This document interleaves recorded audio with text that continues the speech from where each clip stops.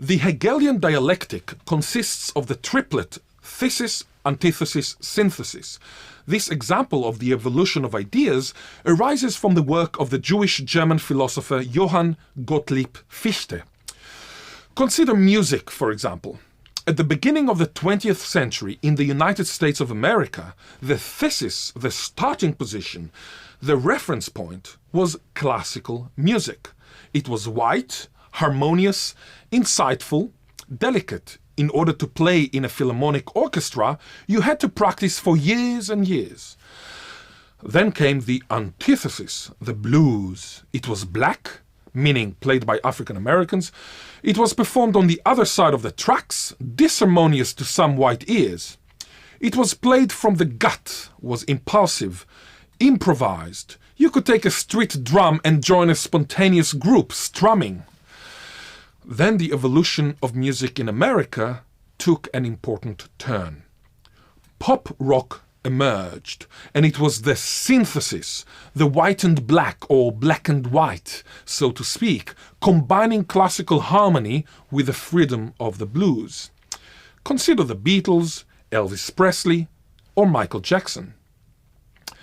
The same trichotomy, triad, trinity, thesis, antithesis, synthesis, can explain the development of ideas within Israeli linguistics. More specifically, the genetic classification of Israeli, which has preoccupied scholars since the beginning of the 20th century. The thesis, the still regnant, not to mention politically pregnant traditional view, suggests that Israeli is Semitic, based only on biblical and Mishnaic Hebrew. See, for example, Chaim Rabin, 1974. The antithesis, the revisionist position, defines Israeli as Indo-European, Yiddish relaxified. That is, Yiddish, most revivalists' Mameloshen, mother tongue, is the substrate, whilst Hebrew is the superstrate, providing vocabulary and frozen fossilized lexicalized morphology. See Julia Horvath and Paul Wexler, 1997. Unlike the thesis and the antithesis, my own hybridic synthesis acknowledges the historical and linguistic continuity of both Semitic and Indo-European languages within Israeli. Hybridic Israeli is based simultaneously on Hebrew and Yiddish, both being primary contributors, accompanied by a plethora of other contributions, such as Russian, Polish, German, Judeo-Spanish or Ladino, Arabic and English. Both the thesis and the antithesis are monoparental.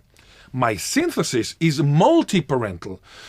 I argue that a reclaimed language in the current age, described as technological, where language is influenced by technology, must necessarily be a hybrid. It cannot be monoparental.